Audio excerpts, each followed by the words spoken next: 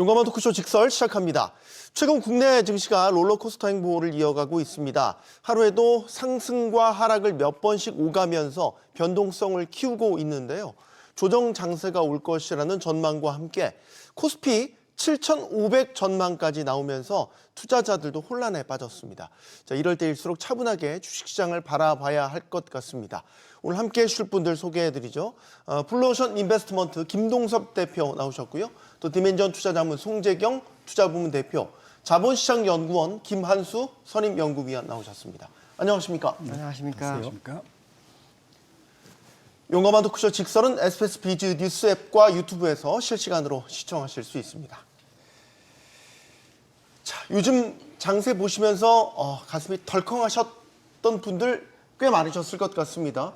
미국에서 시작된 조정이 우리한테까지 이렇게 크게 다가오는구나. 이전에 조정이 몇 번 있긴 있었는데 이번에 조금 더 남다른 것 같습니다. 최근 조정 어떻게 보십니까?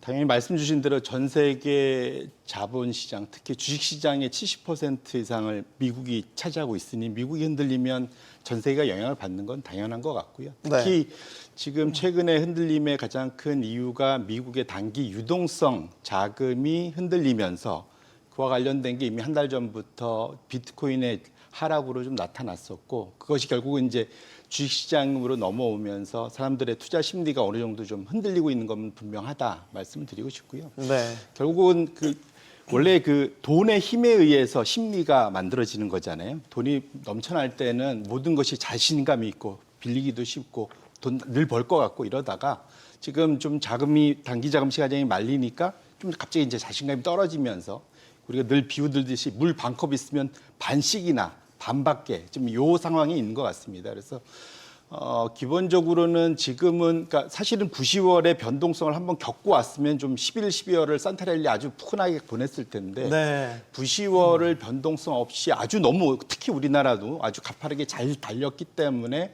역으로 지금 11월에 들어와서 조금 고생을 하고 있는 경향은 있는 것 같고요. 결국은 이것이 우리 내부의 이슈보다는 미국발 이슈가 있어서 우리가 어쩌지는 못하지만 지금은 위험 관리만 잘 하고 나면 충분히 지금 아까 7,500까지 했는데 그건 언제 갈지 저도 좀 모르겠습니다. 그런데 확실한 것은 우리가 아직은 가파르게 올라서 속도에 대한 부담감은 있지만 여전히 우상향에 대한 그런 가능성은 상당히 더 높은 상황이 있다, 이렇게 저는 개인적으로 생각하고 있습니다. 네, 김동섭 대표님께도 의견을 좀 구하고 싶은 건 이번에 또 한 번 조정의 빌미가 된 건 이른바 AI 거품론 이었단 말이죠. 이전에도 비슷한 논쟁은 계속 있어 왔어요. 근데 이번에 또 한 번 더 불거졌고, 그러면 이전과 지금이 같고 또 다른 건 뭐가 있겠냐? 그래서 시장 양상이 어떻게 달라졌냐? 일단 그 AI 거품론을 일으킨 것은 마이클 버리예요. 마이클 버리가 아시겠지만은 빅쇼트의 주인공이었는데 그가 이제 팔란티어에 공매도를 치게 됐죠. 공매를 치니까 이제 시장 투자가들은 어떤 생각을 하냐면 왜 쳤을까 이 생각을 하겠죠.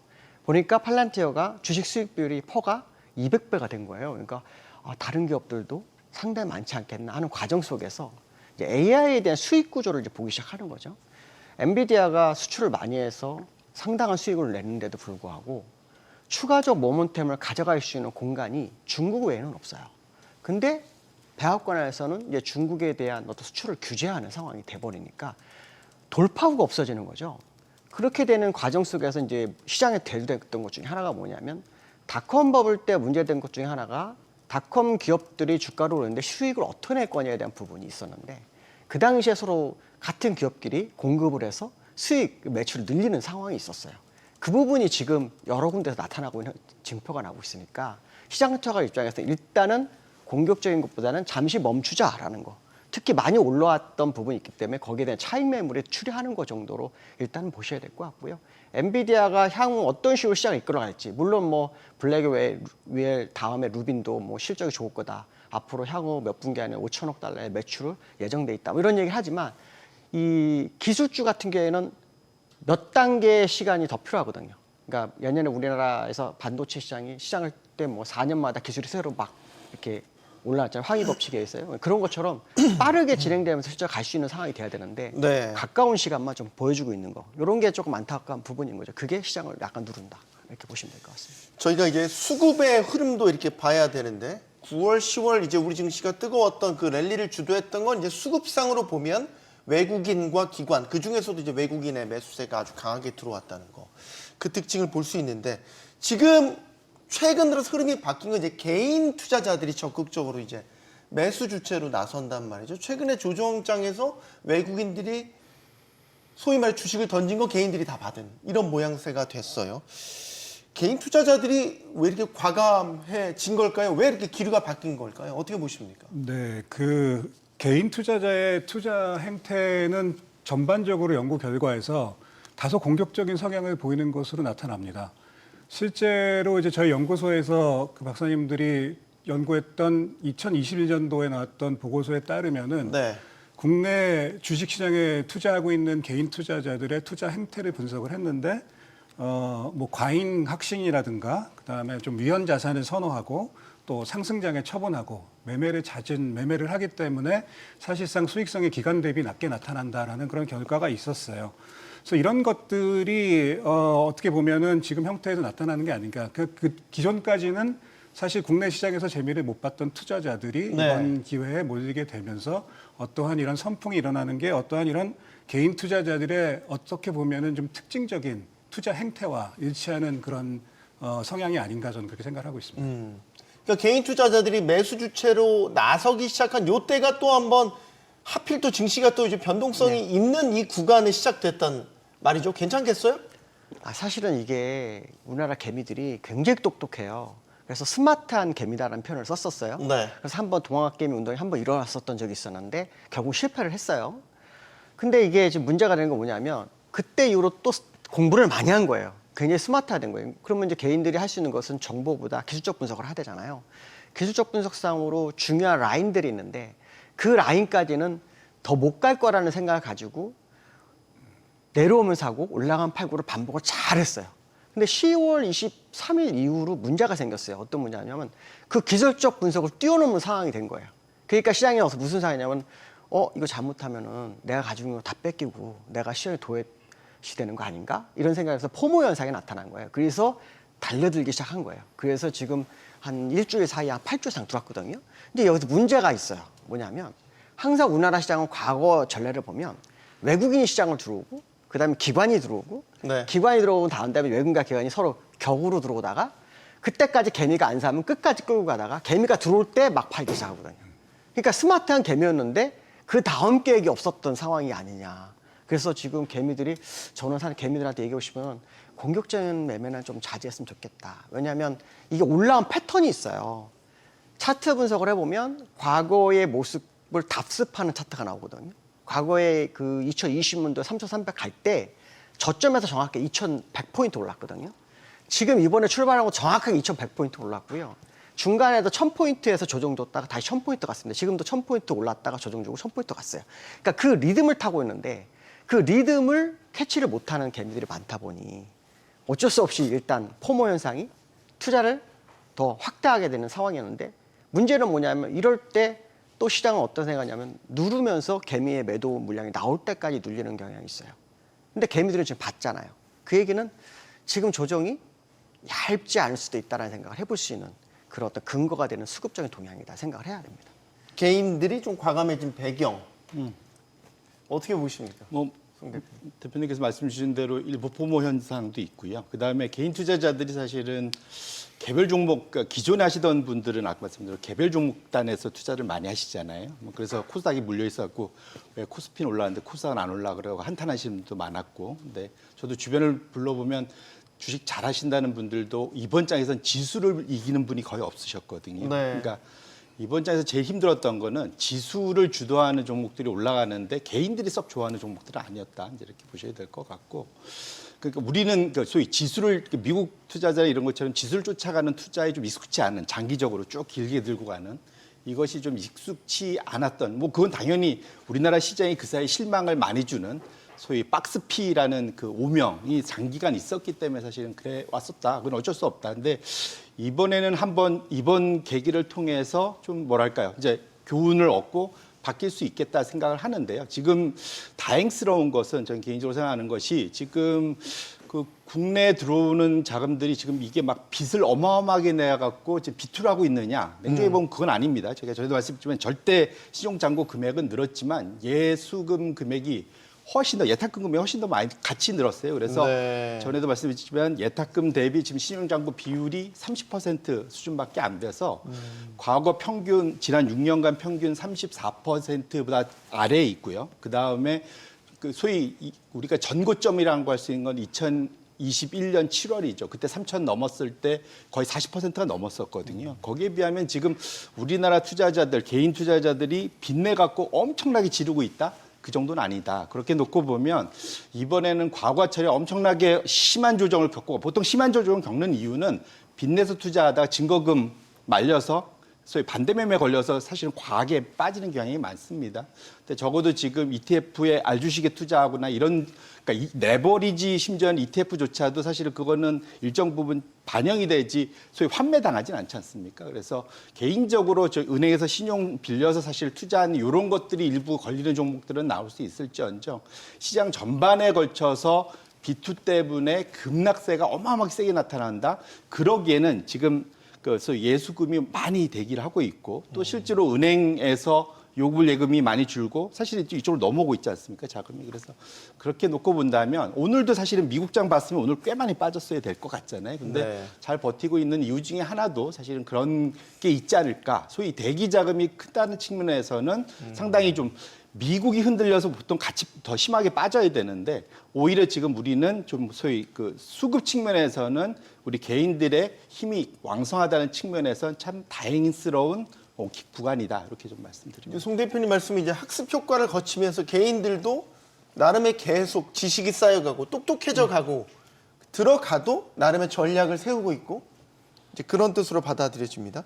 자, 그러면 지금 어쨌든 시장의 변동성이 좀 커지는 상황에서 그러면 장기적으로 보면 코스피가 그래도 우상향한 흐름으로 계속 가고 있고 더 장기적으로 보면 어느 선까지 올라갈 수 있겠냐 여기에 대한 이제 다양한 전망들이 나오는데 화제가 된 모 증권사의 보고서가 있습니다. 코스피의 상단을 어디까지 열어놔야 될까? 장기 강세장 시나리오라는 단서가 있지만 7,500포인트라는 어마어마한 숫자가 제시가 됐습니다. 7,500포인트. 어떻게 보십니까? 이거 연구원님께 먼저 좀 의견 드릴게요. 7,500포인트. 꿈의 숫자처럼 여겨지기도 합니다. 일단 저희가 직접적으로 증시를 전망을 하는 건 아니기 때문에 알 수는 없지만 가능성으로 얘기한다면 가능성이 있겠죠. 하지만 이제 어떻게 본다면 어떤 펀더멘털 근본적인 변화가 나타나야 될 것이고 그다음에 이제 저희가 올해는 올랐지만 작년까지 이제 10년 시점을 본다면은 해외 시장 대비 굉장히 안 올랐거든요, 사실. 이게 뭐라 하면 이제 저희가 얘기하는 우리나라 이제 코리아에 대한 한국에 대한 디스카운트가 있다. 그다음에 자본시장을 활성화하기 위해서는 좀 구조적인 개혁을 해야 된다. 외환시장을 개혁을 해야 된다. 이런 것들이 계속 논의가 지속되어 왔는데 사실 이제 이번 정부 들어서면서는 이제 강력하게 그런 것들을 추진하겠다는 의사를 표현하고 있고 또 연말까지는 또 MSCI 편입을 위한 청사진을 제시하겠다 등등의 그런 기대감이 형성된 상황이고 실질적으로 이제 구체적으로 추진되는 상황을 봐가지고 만약에 그런 근본적인 구조적인 변화, 개혁들이 성공해 한다면 아주 불가능한 시나리오는 아니라고 생각합니다. 그래도 장기겠지만 네. 달성 가능한 숫자다라고. 근데 그러기 최근에 나왔던 숫자 중에서 가장 높은 숫자예요. 맞아요. 7,500. 이거 외국계 얼마 전에 JP 모건이 6,000포인트 6,000, 네. 제시했잖아요. 그거보다 더하기 1,500포인트란 말이죠. 사실 시장을 분석하는 방법에는 여러 가지가 있어요. 이제 가장 이제 많이 하는 것 중에 하나가 뭐냐면 주가가 상승할 때 하는 것은 기본적 분석을 통해서 PBR이라든가 이런 거를 비교 분석을 하는 사례가 생겨요. 그거를 하게 되면 우리나라는 상승한 게 없어요. 아직도 말 그대로 그게 말하면 7,500이라는 용어가 처음은 생소하지만 다가올 수 있는 건 맞습니다. 근데 이제 시장은 그거와 동시에 가는 게 뭐냐면 시장 상황.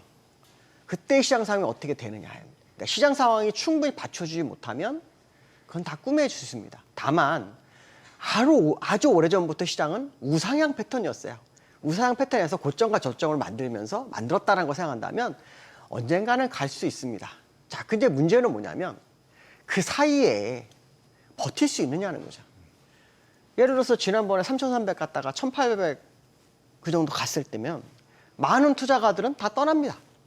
그리고 돈도 없고요. 왜냐하면 그걸 또 생활비로 갖다 써야 되기도 하고 뭐 네. 집 투자나 이런 거 할 수 있는 상황이 되잖아요. 이제 그런 부분들이기 때문에 사실 저는 장기적으로 말을 한다면 사실은 언젠가는 갈 거다. 그렇지만 단기적으로 5년 내에는 5천은 갈 수 있다. 그 생각에는 변함이 없어요. 다만 지금은 약간 좀 리스크 관리가 필요하지 않겠느냐. 왜냐? 파동상으로 올라올 수 있는 공간을 거의 다 메우는데요. 여기서 우리가 중요하게 봐야 될 것은 사실은 삼성전자 하이닉스거든요. 전 세계 시장을 이끌었던 게 AI죠. 거기 엔비디아. 그 엔비디아를 주축으로 따라간 게 하이닉스예요. 거기에는 아주 그 반도체 시장에 그 정치가 좀 있었어요. 젠스랑이 하이닉스를 띄우면서 삼성전자를 누르고 삼성전자를 누르면서 삼성전자 파운드를 TSMC가 가져가게 하는 구조로 가면서 삼성전자의 그 퀄리티스를 늦춰가지고 삼성전자가 HBM에 못 들어오게 한 거예요. 근데 거기에서 이제 걸림돌이 생긴 게 뭐냐면 반 엔비디아 정서가 미국 내 빅테크 기업에서 일어나면서 브로드컴이라든가 AMD 같은 기업들이 대항마로 올라오면서 삼성전자의 HBM을 쓰게 되는 거예요. 그러니까 젠스랑 입장에서는 이 HBM을 더 이상 퀄리티 테스트 할 수 없는 거잖아요. 그러니까 이번에 와서 쇼를 딱 했단 말이에요. 삼성전자 같이서 뭐 생산부터 뭐 다 같이 하겠다 설계까지 했잖아요. 근데 제가 여기서 말씀드린 요지는 이거예요.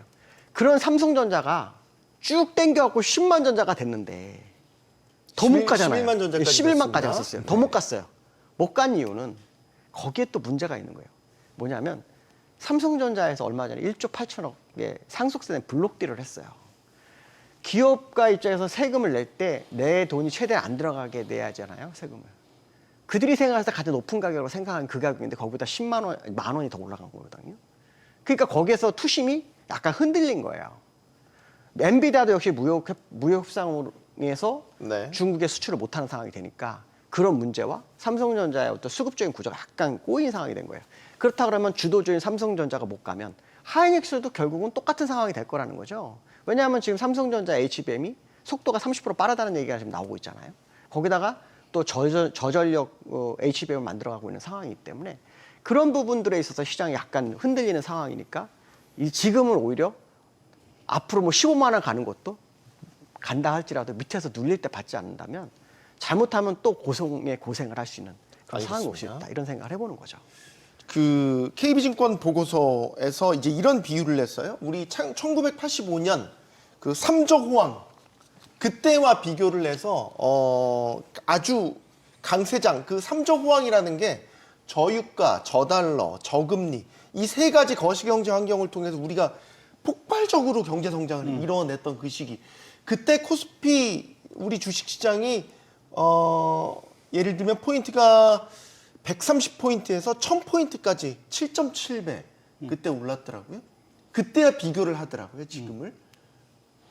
그러니까 7,500이라는 숫자가 가능하다라고 이 보고서에서 보고 있는 거겠죠. 이게 대략 10년 단위 주기로 이제 미국과 나머지 나라, 선진국과 나머지 신흥국 이렇게 나눠보면 80년대가 우리나라가 신흥국이 좋았고 그때 우리나라가 전 세계 1등이었어요. 80년대. 성장률 주가 상승률. 네네. 우리가 전 세계 1등이었습니다. 예. 네네. 그때를 지금 그럴 것 아마 같네요. 네. 예, 그때 전 세계 1등이었어요. 예. 그리고 우리가 그 다음에 좋았던 게 2000년도 이제 중국 랠리 때 2000년부터 2007년까지 그때는 우리가 전 세계 한 4, 5등 정도 순위를 보였습니다. 그때 그 두 번 이게 이제 대략 10년 주기로 왔다 갔다 하는데 그래서 지금 최근 들어서 올해부터는 신흥국이 확실하게 선진국보다는 올해부터는 좀 좋아지고 있는 모습을 보이고 있고요. 그거가 이제 뭐 사실은 그 아까에서 저유가 동의하고 저금리 요건 잘 모르겠습니다. 지금 최근 들어서 이제 인플레이션이 전 세계적으로 생기니까. 네. 그리고 우리나라도 최근 들어서는 지금 신용물 금리가 올라가고 있어서 이건 좀 잘 모르겠고요. 그다음에 저환율 뭐 그거는 지금 달러가 좀 강세인데 오히려 최근 들어서는 그때와 달리 요즘은 오히려 저 달러가 그러니까 약 달러가 나머지 나라한테 오히려 더 도움이 됩니다. 사실은. 그게 무슨 말이냐면 미국이 좀 약하고 상대적으로 나머지가 좋다는 의미이기 때문에 그래서 똑같이 비교할 수는 없는데 오히려 그거보다는 저는 2012년 이후에 지금 이제 그 지금은 그 고인이 된 그 아베가 했던 일본에서의 세 가지의 화살, 그때부터 2012년부터 작년 말까지 기준으로 미국이 니케이 기준으로, 그러니까 내부 기준으로는 4배가 올랐고요. 지수가 한 12년 사이에 네. 4배가 올랐고, 그 사이에 그 일본 엔화가 약세를 보이면서 달러 기준으로 한 2배 정도 올라갔었거든요. 근데 지금 말씀 주신 7,500이면 그게 장기라고 해서 언제를 그 타겟한 건지 모르겠지만 한 10년 잡고 보면은 한 87% 오르는 겁니다. 지금부터. 그러면 대략 한 2배 오르는 거잖아요. 약.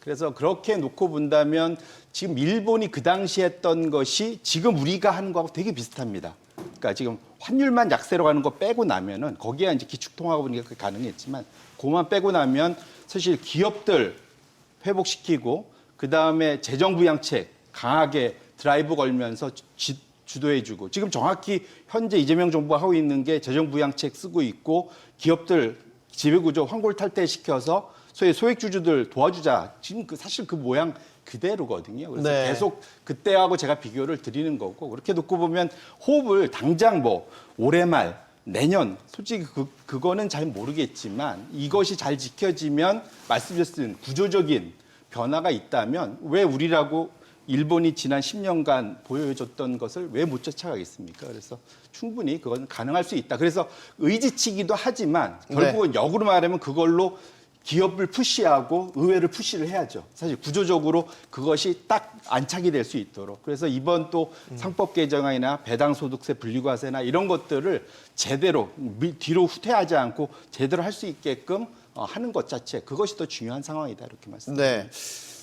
저희가 오늘 방송 들어오기 전에도 이제 다양한 이야기들을 이제 나누었는데, 요런 질문을 좀 드리고 싶어요. 그러니까 미국장과 우리나라 증시, 그러니까 뉴욕 증시와 우리 국장을 비교했었을 때 같이 조정을 받는다고 해도 조정 폭이나 조정 기간이 좀 다를 수 있다라는 생각이 들고, 그러면 어떻게 다를 것인가, 거기에 대한 질문 하나만 드리고 싶고, 지금 이제 AI 거품론이 나오면서 빅테크들, 미국 같은 빅테크들이 밀리고 있단 말이에요. 그럼 빅테크들 중에서도 예를 들어서 반도체 칩 회사와 빅테크는 또 결이 다를 수 있나? 이 질문을 드리고 싶습니다. 일단 제가 오늘 사실 차트를 가지고 왔어요. 미국 차트하고 우리나라 차트를 네. 이렇게 보시면 잠시만요. 어떤 차트죠? 제가 미국 월봉 차트하고 우리나라 월봉 차트 네. 이제 가지고 왔어요. 근데 이 뭐 미국 월봉 차트하고 우리나라 차트를 비교해 보면 우상향 추세선의 3번째 고점을 딱 찍은 자리예요, 지금이. 그래서 돌파 시도하다가 지금 밀리고 있는 자리거든요. 그래서 이렇게 우상향은 원래 각도상으로 저런 각도가 나오면 돌파를 하는 경우가 확률적으로 굉장히 적어요. 아주 적어요. 그러면 저건 어떤 문제가 생기냐면 이제 수평으로 방향을 열어서 이렇게 더 갈 거냐 말 거냐의 공간을 열게 되는데, 그걸 이격이라 그래요. 그 이격이 지금은 더 갈 수 있는 상승은 없고 하락 이격만 있는 상태예요. 네. 그러면 이 상태로 다우가 모습을 보면 코스피도 역시 똑같은 상황이 있어요. 코스피도 똑같이 이격상으로 우상향 3번째 봉우리에서 더 갈 듯 하다가 밀려버리는 그런 자세에 있어요. 그래 이렇게 돼, 이거 좀 코스피는 더 가파르잖아요. 네. 그러면 이제 어떤 상황이 뭐냐면, 가파르지 않은 종목이 조정 줄 때 가파른 종목을 더 많이 주는 거예요, 조정을. 왜냐하면 더 많이 올랐으니까. 그래서 우리나라가 미국보다 변동성이 더 큰 이유가 바로 거기 있는 거라고 보시면 되고요.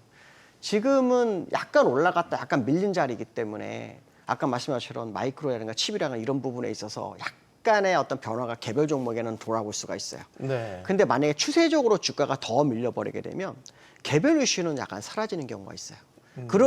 그렇지만 중요한 건 뭐냐면, 나중에 주가가 회귀할 때, 바닥치고 올라올 때는 그 개별 이슈가 먹혀요. 개별 이슈가 없는 기업들은 올라오는 시간이 걸리지만, 개별 이슈 있는 기업들은 오히려 빨리 회복을 해요. 네. 그러니까 그런 장점이 있다는 거죠. 그래서 사실은 지금 주가가 약간 밋밋한 조정이 있거든요. 많이 조정은 안 들어왔어요. 한 네. 3일 정도 조정이거든요. 근데 지금 제가 봤을 때는 11월 한 달 자체가 굉장히 좀 안 좋다라고 판단하고 있어요. 과거 사례를 보면 미국 시장도 11월 한 달이 조정을 줬던 적이 꽤 많았어요. 네. 우리나라도 11월 달에 조정을 줬던 적이 많았어요. 그래서 물론 그것이 다 맞는 건 아니지만 데이터 상으로 그것이 이제 기술적으로 꼭지점에 와 있는 자리에 와 있다면, 우리가 봤을 때 부담스럽다면 그런 부분이 있을 수 있다. 이런 해석을 해야 될 것 같습니다. 송 대표님 짧게만. 네.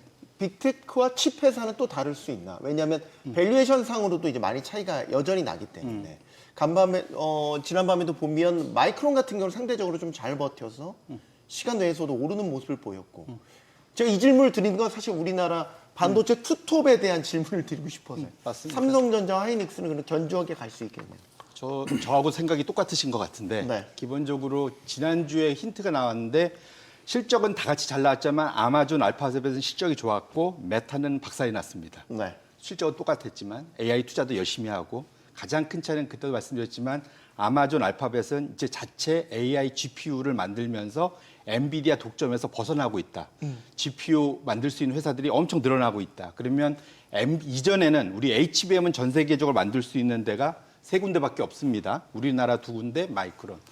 지금 메타 같은 경우는 자체 칩 없고 엔비디아에 종속돼 있죠. 결론적으로는 내년으로 넘어가면서 GPU 만들 수 있는 데 많아지고 HBM은 오히려 지금 소위 이제 갑과 을의 관계가 바뀌기 때문에 그렇게 놓고 본다면 내년도까지 주도권이 GPU에서 HBM으로 넘어올 수 있다라는 얘기가 이미 미국에서도 있었고 우리나라에서도 뭐 최태원 회장이라는 얘기를 하고 있는 거고요.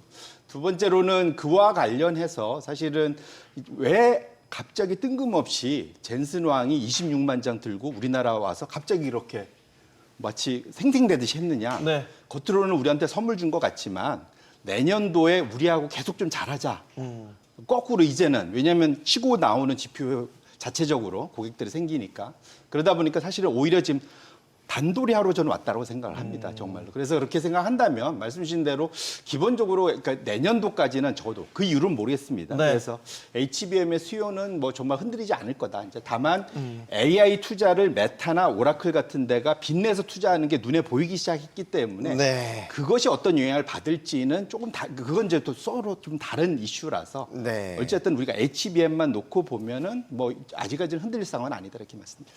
자, 우리 경제의 펀더멘탈에 대한 부분을 짚어볼까요? 최근에 해외 IB들이 내년도 우리나라 성장률을 꽤 높여잡았습니다. 2.2%까지 높여잡은 것도 있더라고요. 이건 어떻게 보십니까? 여전히 우리 경제에 대한 회복력에 대한 신뢰 이런 것들이 나타나는 겁니까? 뭐 상반기에 전망했던 것보다는 뭐 당연히 높여 잡을 수밖에 없는 상황이라고 보여지는데요. 말씀하신 것처럼 이제 반도체가 슈퍼 사이클에 접어들었고 이건 이제 최소한 내년까지 지속될 거라는 전망이 우세하기 때문에 네. 우리나라의 가장 큰 비중을 차지하고 있는 반도체 산업이 호황이라는 부분에서는 수출 측면에서의 어떠한 상향 조정이 있을 수밖에 없고 또 3분기 같은 경우에는 민간 소비도 뭐 약간의 회복세를 보이고 있거든요. 그래서 이런 것들이 뭐 어떻게 보면은 장기적으로 지속될 것인가 이런 거에 대해서는 의문이 있을 수 있겠지만 일단 지금 현 시점에서 봤을 때는 상반기에 전망했던 것보다는 높은 수준의 전망치를 볼 수밖에 없는 상황인 것이 맞는 것 같고요. 그렇지만 그렇다 그래서 하방 리스크가 없는 것이냐? 그건 일단 뭐 환율만 봐도 저희가 지금 환율이 1,500원을 갈까 말까 하는 상황에서 이런 상황에서는 저희가 통화 정책을 운영할 수 있는 여력이 굉장히 떨어지게 됩니다. 네. 그럼 저희가 생각했던 것보다 금리 인하가 더디게 진행이 된다면 또 이런 것들도 하방 압력을 줄 수 있고 또 지금 뭐 미국의 여러 가지 불확실성들이 아무것도 해결된 게 없고 오히려 더 심해지는 상황이거든요. 셧다운도 마찬가지죠. 그렇죠. 네. 마찬가지입니다. 이런 단기적 불확실성이 있을 때 이거를 유지할 수 있겠냐 이건 다른 문제지만 전망의 시점에서 본다면 상반기보다는 여건이 개선된 것으로 보는 게 맞지 않겠느냐 이렇게 생각하고 있습니다. 알겠습니다. 지금 환율 잠깐 말씀 주셨는데 환율도 요즘에 되게 큰 변수가 네. 됐어요. 이게 상승 압력이 상당하네요. 지속적이네요. 계속 지금 올라요? 괜찮겠습니까 이거? 저는 사실 환율을 한 1,670원까지 이거는 제가 간다가 아니라 기술적으로 보이는 자리가 그 자리가 나오거든요. 왜냐하면 정배열로 너무 올라왔기 때문에 그 정배열이 되면 완성되는 각도라는 게 있거든요. 그 네. 각도상으로는 정말 갈까 이제 의문점을 갖지만 뭐 보이는 숫자는 안 말할 수는 없잖아요. 그냥 보이는 숫자 말해야 돼요. 근데 기술적 자리라는 단서가 있음을 여러분 다시 한번 말씀을 드립니다. 차트도 한번 가져왔어요, 제가. 월봉으로인데 그 차트가 옛날에 삼성전자 5만 원에서 출발할 때 차트하고 똑같거든요. 근데 그 차트 상으로는 지금 어떤 상황이냐면 20월선이 다 우상향으로 틀었고 모든 게 다 정배열이에요. 저런 정배열은 그냥 안 떨어져요. 저거는 최고치를 찍어야 떨어지는 차트이기 때문에 우리는 기술적으로 봤을 때 접근할 수 있는 건 그런 거예요. 그래서 제가 저걸 보면서 무슨 생각을 했냐면 우리나라가 환율 미국과 관세 정책하면서 25%였잖아요. 그다음에 15% 좀 내려왔잖아요. 설마 이 환율로 관세 부분을 상쇄하기 위한 과정인가? 뭐 이런 생각. 그랬더니 딱 1,300원에서 25% 그러니까 1,670원이 나오더라고요. 기술적으로도 그게 가능하네? 뭐 이런 생각을 하게 됐어요. 근데 저는 이제 환율이 올라가는 거에서는 일단 우리나라가 수출을 좀 더 강화하는, 우리나라가 현재 모습을 보시면 약간 불황형 흑자잖아요. 그래서 수출은 늘리고 수입은 감소시키고, 예전에 그 우리나라가 IMF 걸렸을 때 김우중 회장이 딱 썼던 방법 중에 하나가 수출을 늘리고 수입을 줄여서 외환보유고를 늘리는 전략을 했었거든요. 그러니까 지금도 어쩔 수 없는 상황이다라고 판단하거든요. 그래서 고부가가치 산업의 수출을 늘리고 그렇지 못한 산업을 약간 줄여서 방향성을 만들어 난다면 환율이 올라가는 것이 어쩌면 우리에게는 유익이 될 수 있는 부분이다라는 생각도 해봐요. 물론 그것이 뭐 외국에 유학 보내시는 분이라든가 뭐 이런 분한테는 굉장히 부담스러울 수 있겠지만, 일단 현재 산업적으로 우리가 벗어나야 되는 상황이거든요. 지금도 아시겠지만 수출이 늘었는데 그중에 반도체가 차지하는 게 거의 2분의 25% 정도 돼요. 근데 지금 아시겠지만 D램이나 이런 게 수출이 굉장히 늘어날 게 이제 확정돼요. 왜냐 HBM 자체가 D램을 세워서 만든 거기 때문에 D램 수요는 늘어날 수밖에 없거든요. 거기다가 삼성전자 악재이 안 좋은 게 파운드리인데 파운드리가 또 늘어나기 시작하는 상황이니까 아무래도 수출은 늘어날 거예요. 거기에 환율이 약간 동조를 해줄 수밖에 없는 그런 구조적 상황이 아닌가라는 생각을 해본다면 지금 환율 상승에 너무 부담을 가질 필요성 없지 않을까 생각을 한번 해보고 있습니다. 우리가 이제 환율의 적정 수준이라는 건 늘 그때마다 경제 상황마다 논쟁거리긴 하지만 또 이게 갑자기 오르는 건 항상 이제 경제가 부담을 느끼는 측면인 거잖아요. 맞습니다. 원래 수출하시는 분들한테 물어보면 수준보다는 얼마나 안정적이냐를 더 원하시더라고요. 왜냐하면 거기에 맞춰서 자기네들이 또 바꾸면 플랜을 되니까. 짜면 되니까요. 네, 거기에 네. 맞춰서 수입가나 뭐 이런 걸 바꿔주면 되니까 그러니까요. 그래서 일단 변동성이 떨어지는 게 제일 좋은데 안정적인 거. 1차적으로는 이제 저는 그러니까 불행 중 다행인 건 이것이 우리의 문제 때문에 만약에 환율이 약세로 가고 있으면 그러면 좀 심각한 거죠, 사실은. 이게 원화 가치가 많이 떨어질 요인이. 예. 우리 자체 내부에 뭔가가 있으면. 근데 다행스러운 건 이거는 우리의 이슈라기보다는 이건 전 세계적으로 같이 오는 거지만 미국의 아까 제가 모두의 미국의 단기 유동성이 지금 문제가 생겼다라고 말씀드렸잖아요. 셧다운 때문인가요? 셧다운도 있고 미국 채권 그 국채 발행을 어마어마하게 지금 3개월 동안 거의 7천억 달러 이상을 좀 찍고 있거든요. 지금 이제 돈이 내년 들어갈수록 모자라서 그런 것들이 이제 같이 겹치면서 지금 레포 시장이 말리면서 이런 일이 나타나는데, 그러니까 결국은 미국의 이슈긴 합니다. 그런데 이것이 미국의, 그러니까 달러는 미국만의 돈은 아니잖아요. 전 세계 거래의 어떤 건 90%, 적어도 50% 이상이 달러로 거래가 되기 때문에 미국 내의 달러가 모자라면 전 세계적으로 그것이 안으로 빨려 들어가면서 환율이 달러 지수 강세, 나머지 약세로 나타나는 이런 현상이 있다. 근데 요것은 결국 연준이나 미국 재무부가 해결을 할 거예요. 자기네들도 힘드니까. 그래서 네. 그러고 나면은 어느 정도 안정이 될 거고요. 아까 말씀 주셨지만 내년도 성장률이 처음으로 드디어 우리가 한 3년, 길게는 한 4년간 미국보다 저성장했습니다. 이렇게 역성장해본 게 상당히 오래간만이거든요. 그런데 드디어 내년에 아까 2% 이상 성장하고 미국은 잘해야 1.5, 그보다 좀 낮을 수도 있을 것 같아요. 지금 최근에 미국의 노동이나 소비를 보면. 그렇게 놓고 보면 처음으로 이제 우리가 다시 한 5년 만에 제대로 역전입니까? 그렇죠. 네. 우리가 다시 성장률이 높아지면 그것이 결국은 금리도 좀 좁혀질 거고, 그렇게 된다면 다시 환율이 여기서 엄청나게 치고 올라갈 거냐, 그러지는 않을 거라고 생각하고요. 네. 다시 조금 하향 안정화되지 않을까. 그래서 이런 단기적인 이슈가 해결되고 나면 좀 긴 호흡으로 내년도의 성장률을 보면서 저는 여전히 원화의 하향 안정화를 좀 기대를 하고 있습니다. 그 연구원님께서 적정 수준의 환율 지금의 상황에서 최근에 이제 변동성이 좀 있고 올라가는 추세가 압력이 상당해 보이니까 그걸 지금 걱정하시는 분들이 많이 있거든요. 지금 1,500원 상단까지 열어놓고 봐야 된다. 연말까지 막 이런 전망 나오고 있단 말이죠. 연구원에서 어떤 시각 갖고 계세요? 그 환율의 적정 수준이라는 건 사실은 측정하기가 굉장히 어렵습니다. 그게 뭐 물가 가격 기준으로 할 것인가? 그렇다면 지금보다 훨씬 낮아야 되는 게 맞는 거고요. 그렇지만 이게 환율이라는 것은 결국에는 시장에서 결정되는 거거든요. 수급의 영향을 많이 받고 또 기존 예전 같은 경우에는 뭐 소위 말하는 글로벌 대형 은행들이 뭐 대형 거래를 하고 우리나라 같은 건 이제 우리나라 외환시장에서 하겠지만 은행 간 거래를 통해서 어느 정도 방향성이 정해지기도 하곤 했었는데 그러한 그 도매 거래 자체가 줄어드는 게 글로벌 양상이고요. 두 번째는 지금 그 환율에 대한 방향성을 잡기가 굉장히 어렵습니다. 말씀하신 것처럼 뭐 금리도 역전돼 있고 성장률도 역전돼 있고 이게 재역전된다는 가능성에 대한 확신은 아무도 가질 수가 없는 상황에서는 네. 장기적인 추세를 알 수가 없고 그럼 이제 단기적인 수급밖에는 영향을 미치는 게 없는데 수급 상황에서는 저희가 경상수지 흑자를 내고 있음에도 불구하고 내국인의 해외 투자가 많아지면서 환율 수급 쪽에 영향을 주고 있기 때문에 환율이 영향을 많이 받고 있는다라고 보는 게 저희 일반적인 시각이라고 생각을 하고 있습니다. 네. 자, 미국 상황을 짚어보겠습니다. 이 모든 자산 시장의 격변의 시작점, 출발점은 도널드 트럼프 미국 대통령이라는데 아마 많은 분들이 동의를 하실 것 같습니다. 자, 그런데 최근에 좀 상황이 묘하게 돌아가고 있습니다. 미국에서 치러진 우리로 따지면 보궐선거 같은 거죠. 주지사, 시장을 뽑는 보궐선거에서 민주당이 다 이겼습니다. 자, 그리고 트럼프 행정부의 상징적인 관세 정책이 미국 연방대법원에서 심리를 시작했는데 분위기가 좀 묘하게 돌아갑니다. 의회의 권한인데 행정부가 너무 남용을 하고 있다는 식으로 심리가 진행되고 있습니다. 자, 이렇게 되면 내년에 중간선거 있죠. 최근에 지지도도 좀 떨어지는 것 같고, 그럼 이게 지금 우리가 지금 이 자사시 격변을 일으켰던 그 원인들이 뭔가 또 새로운 상황을 맞을 수도 있다라 이것도 이거 자체도 불확실성 아닌가 싶어요. 그렇죠. 아무래도 관세가 철회되면 미국에서는 한 1,400억 달러 정도 손실이 난다고 뭐 그런 얘기 있더라고요. 1,400조인가요? 정확하게 모르겠는데.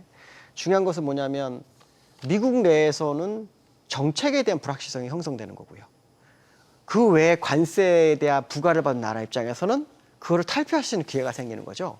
어쩌면 미국하고 차별화된 장사가 올 수도 있다는 생각을 좀 해보고 있어요. 그래서 혹시 이번에 조정이 정말로 좀 들어오면 네. 관세가 대부분에 철회되면서 회귀하는 그 터닝 포인트가 되지 않을까 생각을 좀 해보고 있어요. 그러니까 미국 트럼프 행정부가 받은 관세를 뱉어내야 되는. 네, 그런 상황도 상황이네요. 있고 하고 이제 더 이상 관세를 지불하지 않아도 되니까 우리 같은 경우에는 아무래도 수출을 했을 때 수출에 대한 그 마진폭이 더 커지잖아요. 지금 사실은 이제 환율 올라가는 거에 맞춰보고서 얘기한 것 같은 경우는 15% 정도를 해결하고서 수출을 해야 되는 거잖아요. 그러면 네. 제품가가 올라갈 수밖에 없거든요. 실제로 미국에서도 해고가 늘어나는 이유가 그런 거거든요. 왜냐하면 원자재 가격이 높아지고 제품 가격이 높아지면 생산 요소를 줄여야 되니까 해고를 하는 거거든요. 그러니까 그런 게 다 정상화될 수 있는 상황이 될 수 있기 때문에 물론 뭐 스캇 벤센트는 그거 외에 다른 방법으로도 할 수 있다 얘기는 하지만 네. 사실 다른 방법은 제가 볼 때 아직은 안 보이거든요. 왜냐하면 시장에 뉴스가 나오면 이제 그럴 때 보면 서치를 해보면 이제 답이 나오는데 아직까지 나오진 않았는데 제가 볼 때는 이 미국 백악관에서는 졌을 거를 어떤 정도 예상을 하고 있는 것 같아요. 그래서 플랜 B, 플랜 C를 예, 만들어 놓고 만들고 있다? 있는 것 같아요. 그래서 그 부분이 만약에 해결이 된다면 사실은 이제 가능성이 상당히 좋은 상황이 발생할 수 있어요. 뭐냐면 미국 자체에서 처음에는 악재지만 시장의 불확실성이 해소되는 상황이 될 수 있고 그것이 오히려 시장을 더 끌어올리는 재료가 될 수도 있다. 그래요? 예, 그래서 그게 어쩌면 그 전에 조정을 주려는 것일 수 있다라는 생각을 한번 해보고 있어요. 저는. 물론 이건 시나리오의 일가이지만 네. 뭐 판단에 다 각자 판단이지만 제가 볼 때는 그 가능성이 있어요. 지금 이 악재 속에서도 셧다운 상황에서 주가가 올랐잖아요. 근데 그거에 만약에 악재가 해소된다고 생각해 보십시오. 그러면 이거는 오히려 더 나은 상황이 될 수 있다. 물론 아닐 수도 있어요. 그거는 누구도 알 수 없죠. 미래의 일이니까. 다만 악재를 이겨낸 시장인데 악재가 해소된다면 그건 또 다른 상황이 아닐까. 이런 해석도 한번 해볼 수 있지 않을까 생각하고 있습니다. 김한수 위원께서 이제 국제정세 쪽을 자세히 보고 계시니까 만약에 이게 뒤집힌다 모르지만 뒤집힌다고 하면 이거 난리 나는 거 아닙니까? 그 후의 상황은 이제 아무도 정확하게 예측할 수는 없겠지만 대단한 후폭풍이 불 것 같은데. 네, 하여간 단기적으로 굉장한 불확실성이 확대되는 거는 일단 맞다고 봐야 될 것 같습니다. 뭐 일단 수출 기업에 있어서는 관세를 어떻게 매겨야 되는지, 수출 계약을 어떻게 해야 되는지, 또 미국에 투자를 했던 투자는 지금 당장 뭐 해야 될 것인지 말 것인지, 뭐 이런 것들 때문에 단기적으로는 위축이 될 수밖에 없거든요. 그래서 어떻게 해결될지, 또 이게 진짜 없어지는 건지 말씀하신 것처럼 아니면은 또다시 어떤 전략을 통해 가지고 또다시 부활을 하는 건지. 저희가 상반기에 불확실성 때문에 위축을 많이 받았다고 했잖아요. 네. 그게 해소되면서 좀 나아지는 모습이었는데 그게 다시 재현될 수도 있지 않겠냐. 그래서 일단은 단기적으로는 악재로 보는 게 맞을 것 같다라고 저는 생각을 하고 있습니다. 네. 그러니까 이게 일어나지 않은 일이지만 가정을 해서 지금 상상을 하고 있는 건데 관세 냈던 거 안 내면 좋을 것 같긴 한데 여태까지 관세 내고 이 불확실성 인정하고 시장을 끌어올렸는데 그 상황이 다시 뒤집어지는 거잖아요. 네. 이건 장기적으로 괜찮을 것 같다라고 이제 말씀을 하셨는데 송 대표님 생각은 어떠세요? 대표님 말씀하신 대로 그게 그러니까 트럼프 이전으로 돌아간다면은 전 동의합니다. 그러니까 네. 무슨 말이냐면 트럼프 그래 없던 일로 하자. 아, 쿨하게? 예. 갑자기? 그러면 저는 된다고 보는데 트럼프 뒤끝이 늘 있는 걸로 우리가 확인이 네. 되잖아요. 그래서 지금 말씀 주신 대로 이번에 사실 질 것도 염두에 두고 미리미리 지금 상무부가 관련된 스터디를 하고 있는 걸로 알고 있습니다. 아, 그래요? 그래서 그러니까 뭐 201조니, 301조니, 203조니 뭔가 다양하게 어떤 거는 미리 조사를 해서 그 기간 내에서 결과를 내 갖고 뭐 관세를 매긴다든가 이런 제가 알기로는 한 6가지 법률을 지금 검토하고 미리미리 좀 준비를 하고 있어요. 그래서 지금 어떻게든 관세는 유지하려고 애를 쓰고 있다, 첫 번째로. 네. 그래서 이번에 대법원에서 저는 다행스럽게도 이제 의외로 사실은 그 소위 공화당이 정해준 6명이 중에서 거의 3명이 반란을 일으키면서 역으로 6대3으로 지금 나올 가능성이 좀 있을 가능성이 높고 거기에 지금 시장 배팅도 그렇게 나타납니다. 원래 2달 전까지만 해도 60%로 이긴다고 그랬는데 지금 그러니까 이길 확률이 21, 2%로 확 내려갔어요. 원래는 보수 성향 대법관들이 많아서 그러니까 6대3이죠. 예. 그래서 트럼프 행정부가 내비친 자신감이 근거가 거기에 있다라고 봤는데 네. 첫 심리 분위기가 완전히 또 180도 달라지니까 맞습니다. 갑자기 시장 생각도 달라지는.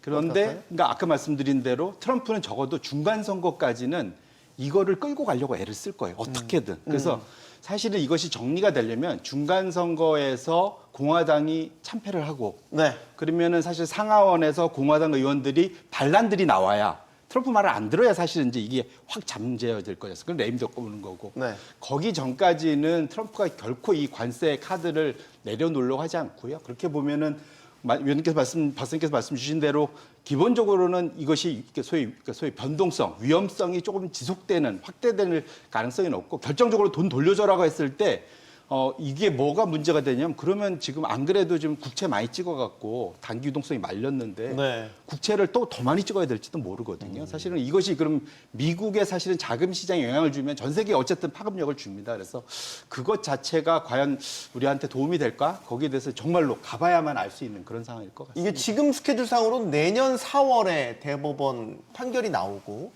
근데 내년 말엔 또 중간 선거가 있는데 만약에 중간 선거에서 지금 집권당이 공화당의 참패로 결론이 난다면 아까 말씀하셨던 트럼프 행정부의 조기 레임덕 지금까지 강력한 카리스마로 밀어왔던 그 모든 정책들이 다 힘이 빠져버린다는 그런 시나리오도 우리가 지금 염두에 둬야. 그럴 가능성이 매우 높죠. 3선 도전은 이제 거의 끝난 것 같고 그렇다면은 만약에 중간 선거에서 패배하면 바로 레임덕으로 될 가능성이 굉장히 크다고 생각을 합니다.